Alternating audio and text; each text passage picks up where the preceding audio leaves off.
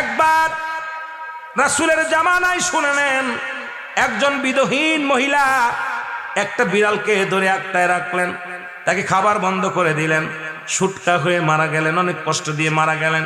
নবীজি শুনতে পাইলেন, যা পার গেলেন, ওই বাড়ির ওই মহিলাও মারা গেলেন, বাড়ির অনেক মানুষের ক্ষতিগ্রস্ত হয়ে গেলেন। এরপরে নবীজি বললেন, বিড়ালের অভিশাপ, বিড়ালের অভিশাপ কিন্তু কঠিন অভিশাপ, বিড়ালকে মারা যাবে না, বিড়ালকে ভালোবাসতে হবে। বিড়ালকে ভালোবেসেছিল নবীর সাহাবীরা। এমনকি মক্কা মদিনায় আজকে কয়েকজন হাজী ভাইয়েরা আছেন, আজকে সভাপতি আলহাজ, এ মুসলমান শুনে নেন, এরকম যারা আলহাজ আছেন, মক্কা মদিনায় অসংখ্য বিড়াল ছানা বাস করে। বিড়ালের খাবারের ব্যবস্থা আলাদা। বিড়াল নবীজির রওজার আশেপাশে অপুরন্ত বিড়াল, মক্কা শরীফের পাশে পাশে, কাবা শরীফের চারিপাশে বিড়াল দেখা যায়। মুসলমান, বিড়ালকে ভালোবাসা, এ মুসলমান, শুধু তাই নয়, নবী একদিন সাহাবীদেরকে নিয়ে আলোচনা করতেছিলেন। আব্দুস শামস